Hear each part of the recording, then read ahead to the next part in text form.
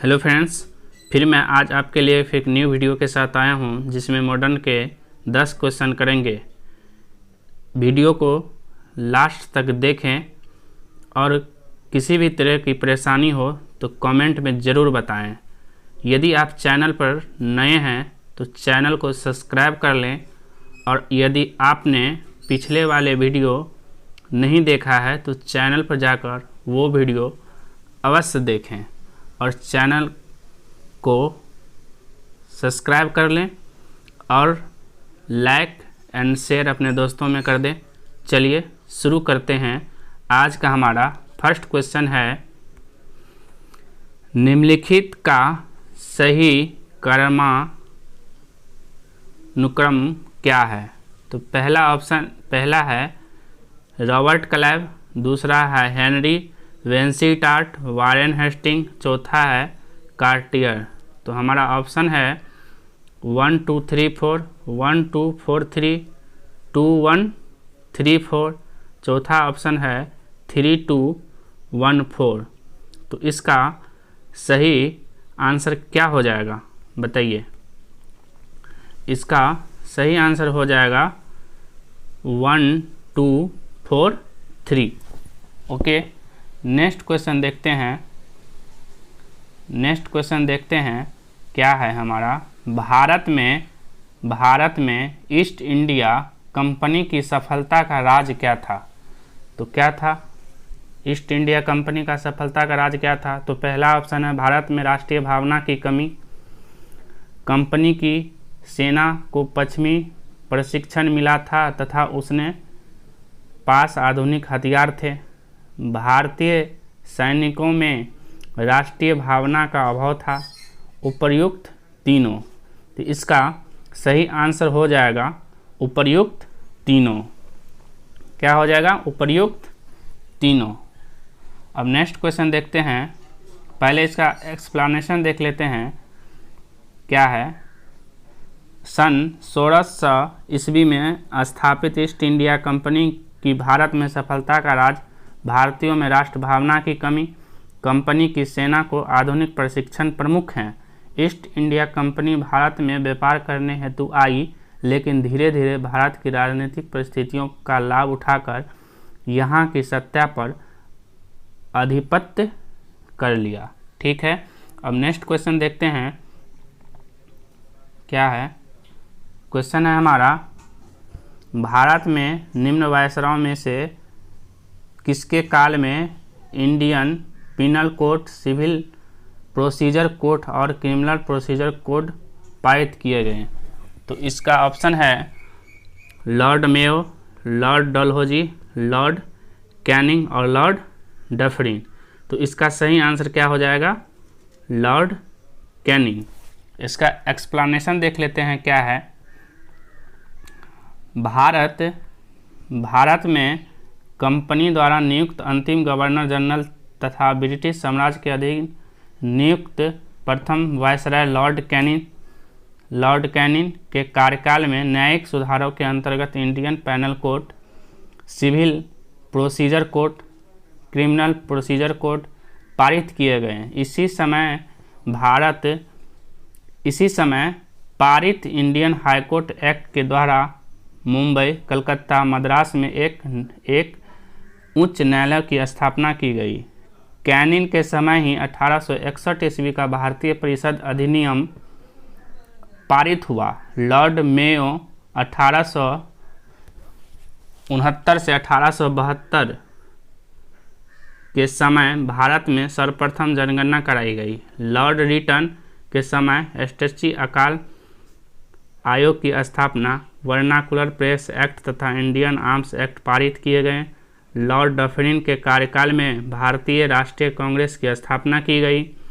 तृतीय आंग्ल बर्मा तथा बंगाल, अवध व पंजाब के टेनेंसी एक्ट पारित भी किए गए साथ ही साथ। ओके, अब नेक्स्ट क्वेश्चन देखते हैं। हमारा नेक्स्ट क्वेश्चन है, निम्नलिखित में से ब्रिटिश सरकार का वह गवर्नर जनरल कौन था जिसने भारत में डाक टिकट शुरू किए।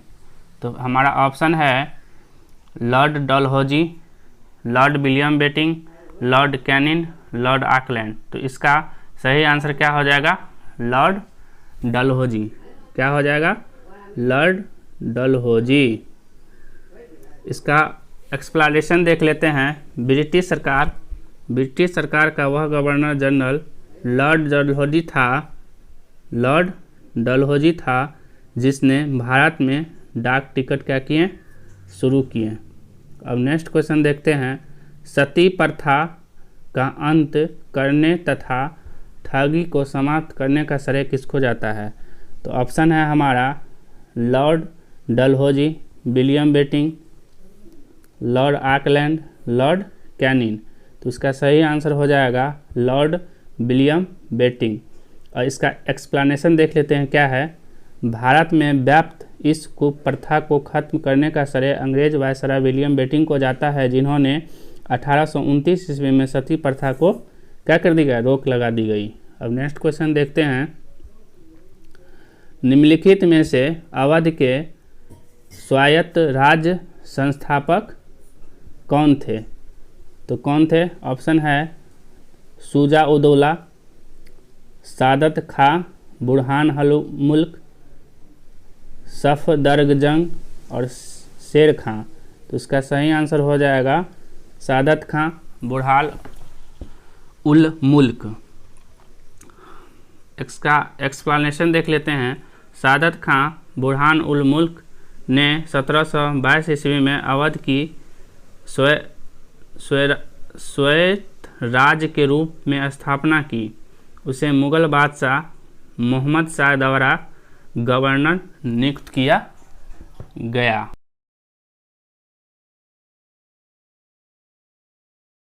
नेक्स्ट क्वेश्चन देखते हैं क्या है हमारा। निम्नलिखित में से किसने मीर कासिम तथा सिराजुद्दौला के साथ मिलकर अंग्रेज ईस्ट इंडिया कंपनी पर युद्ध किया और वे बाद में बक्सर के युद्ध में अंग्रेज़ों से क्या हो गए?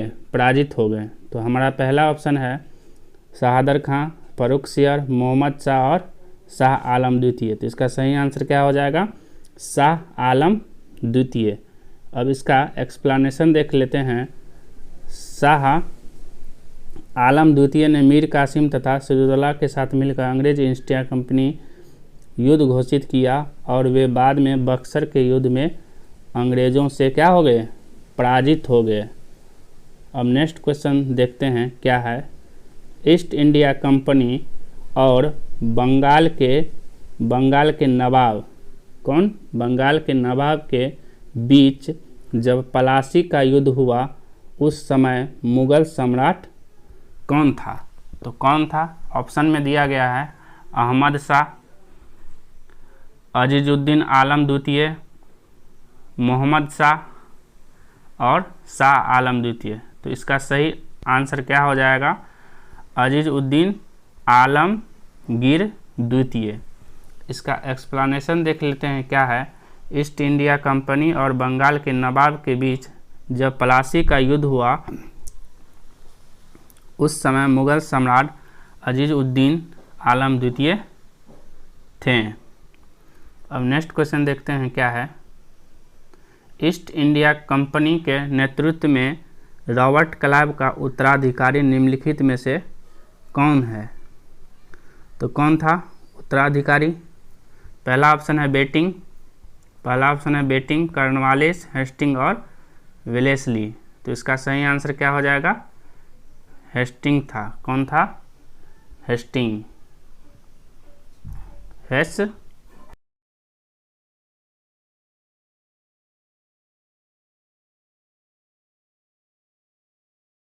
Warren Hastings. कौन थे? Warren Hastings. अब नेक्स्ट क्वेश्चन देखते हैं क्या है। नवाब सिराजुद्दौला एवं ईस्ट इंडिया कंपनी के बीच संघर्ष का प्रमुख कारण क्या था? तो पहला ऑप्शन है अंग्रेज़ों ने सिराजुद्दौला के राज्यारोहण का विरोध किया, अंग्रेज़ों ने व्यापार छूटों का दुरुपयोग किया, अंग्रेज़ों ने बंगाल में फ्रांसीसियों के उपनिवेश चंद्रनगर पर हमला किया, काला कारावास यानी ब्लैक होल की घटना हुआ। तो इसका सही आंसर क्या हो जाएगा? अंग्रेज़ों ने व्यापार छूटों का दुरुपयोग किया। तो नवाब, इसका एक्सप्लेनेशन देख लेते हैं। नवाब सिराजुद्दौला एवं ईस्ट इंडिया कंपनी के बीच संघर्ष का प्रमुख कारण यह था कि अंग्रेज ने व्यापार छूटों का दुरुपयोग किया। Okay friends, thank you.